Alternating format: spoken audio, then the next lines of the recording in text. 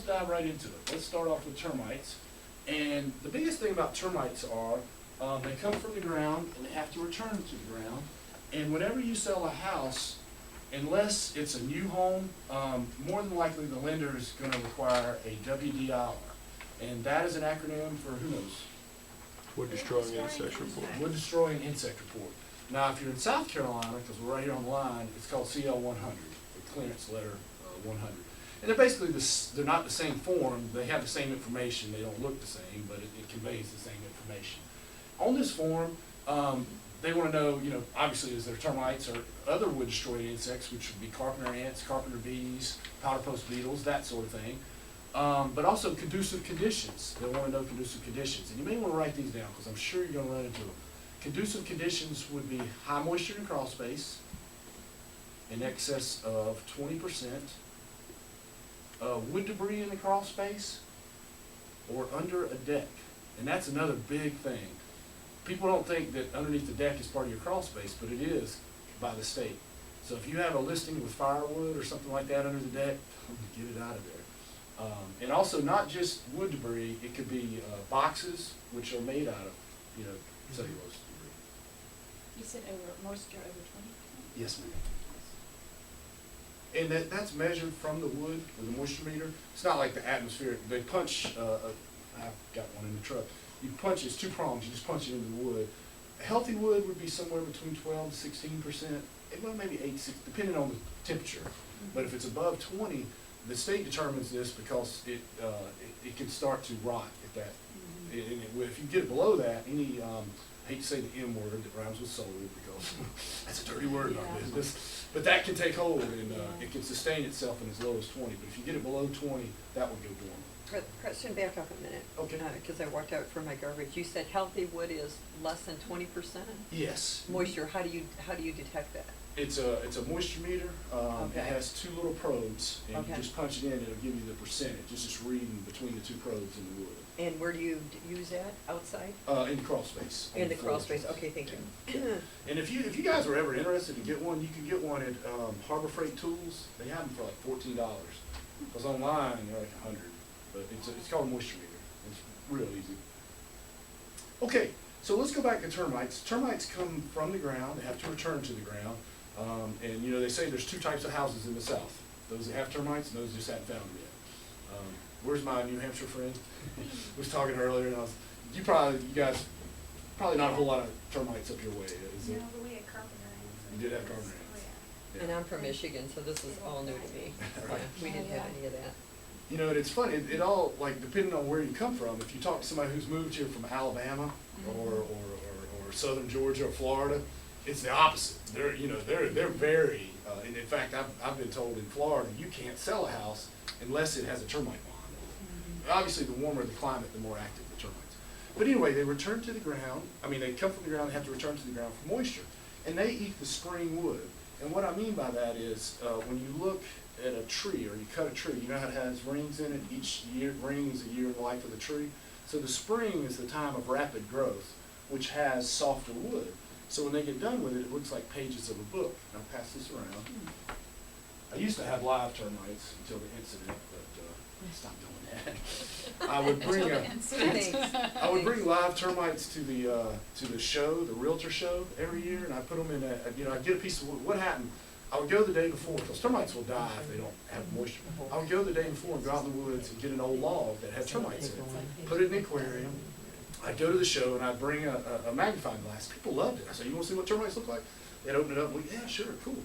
Well, one year they put my booth right beside CRA's booth, who's in charge of this whole thing, the Charlotte Regional Realtor Association. Okay, so here's the problem. When I grabbed that log, it had termites, but it also had ants in it too. Oh, no. All right, I'm beside the booth, the CRA booth. They have cupcakes. I have ants. They have cupcakes. What could possibly go wrong? I'll just say this. They still let me come to the show, but they put me off on a booth by myself. I'm always, he brings critters. So anyway, they still let me come. But that's why I don't bring the live ones anymore. But just the key points to remember, what are some conducive conditions for termites? Moisture. Moisture, or wood debris in crawl space, or under the Deck. Deck. That's the one that usually gets it. And here's the really bad thing about that. Let's say you have a listing, Frank, that has, they have 1 or 2 pieces of firewood under the deck. And the inspector comes and he finds some termites. They're going to have the whole house treated, according to the state. And it's expensive. It's not like spraying for ants or roaches. It's going to be probably close to $1,000 or more, because it's a lot of drill. It's a very laborious process. But anyway, and where do termites come from? Ground. You have to return to? The ground. Okay, imaginary candy. And one other thing I wanted to note, just so you know, the most likely place to find termites are a dirt-filled porch on a crawl space house. And I'll tell you why this is, and this leads to a way you can help a potential buyer. When they build a crawl space house, they put, I'm saying a lot of owns, I hope you're not checking them No, off. not even listening, don't even. They build the foundation, they dig out the footer, and they build the foundation, and then they do the framing. Well, what happens is this dirt-filled porch, all the workers out there know this is going to get filled with dirt and capped over with concrete. So when they're cutting their pieces for the framing, and they have a little excess piece, and the rollback dumpster's way up near the street, but they know this is getting ready to get capped off, where do you think that little excess piece goes a lot of times? Right there at the dirt-filled porch. In other words, this kind of becomes a construction little dump, because they know it's gonna, but see, you're putting that wood right on top of the dirt, which is where the termites come from. So if you are taking a buyer through the building process, one great service you can do is when you guys go out there and look at it, make sure they do not have any construction debris in that dirt-filled porch or along the trench, which they will backfill. A lot of times they just throw wood or Hardy's bags or whatever, because that will create termites later down the road. Because the termites will just get into that and come over into the floor drills.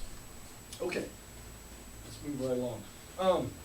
We talked about termites coming from the ground. You don't have to be an expert in termites, but obviously you guys take people through, show them, a listing, and you go through the walkthrough after the furniture is gone and all the belongings are gone. What would help you greatly with your client is if you go through the garage right before the closing. How you have that walkthrough. A lot of times the inspector couldn't see everything in the garage because there's a lot of stacked up stuff. Just look around that perimeter wall, and what you're looking for is mud tubes like this. And if you see mud tubes, get on the phone. And I don't want to encroach on Donna's territory here about negotiations and stuff, but I can tell you, if they find termites, usually this is something that you can get fixed, because the lender will not loan the money on a house that has termites, because homeowners' policies will not cover termite damage. Sorry, that's the big reason. They'll cover acts of lightning and flood and stuff like that, but they will not cover termites. That's why it's so important for the lender to get this report. And if it comes back that they have termites, the lender's saying, I'm not giving that loan until you get this treated. So Mr. Seller can say, all right, I'm not having it treated, but guess what? They're not gonna be able to get their loan. You're gonna have to give them back. Well, I don't want to get too far. That's your territory. But you have the maximum leverage. And now they know it. 99% of the time, they will treat the termites. You have maximum leverage. Now, some of the other repairs are very negotiable. Very negotiable. But termites are pretty much And if you have a cut and dry. cash buyer, you should still recommend that they have termite inspection done. Because Yeah. termites can, over time, do some significant damage, so. Absolutely. Now, times you wouldn't need a termite inspection, or it's not required, is a new home, because it comes with a certificate when they sprayed it right before they put the framing up. And sometimes some condo associations have it under bond, and sometimes they'll provide it, so. Kristen, would you explain the bond? So is it my understanding that once you get the home treated, that at that point, what does the bond do then? Okay, good. The bond, it's kind of like insurance, since homeowners' But policies they're don't warranty. typically cover it. Usually a bond is around $100 a year, could be a little less, a little more, depending on the company. They're gonna come out yearly and inspect the house to see if you have termites. And if you do, and you're under bond, they treat it for free. Some come with a damage warranty, some don't. You'll just have to check that. And the damage warranty is if it's done any damage, they repair it. Some of them that don't have it, they'll treat for the termites, but they're not gonna repair the damage. The good news is that the termites we have in our area don't do a whole lot of damage in a short amount of time. we have the eastern subterranean termites, but the ones down in Georgia, the Formosan ones, they do a lot of damage quickly. So if they're doing their due diligence, they should be able to catch them before they do much So damage. that would be a good selling feature, obviously, if Yeah. somebody had that. Yeah, and if they have a termite bond, the key question, is it transferable? Usually it is, usually it is. Can be Because- that can be expensive to transfer it though. Yeah, sometimes there's a cost, yeah. I mean, from the termite company's point of view, what they like to do is get several houses in the same neighborhood under bond, so they can come out that one day and inspect all of them. And that's why, like a lot of new homes, they come with a termite warranty for the first year, and then that bond comes up a year from now, and they like to, you know, it's more beneficial for them. But you can't have the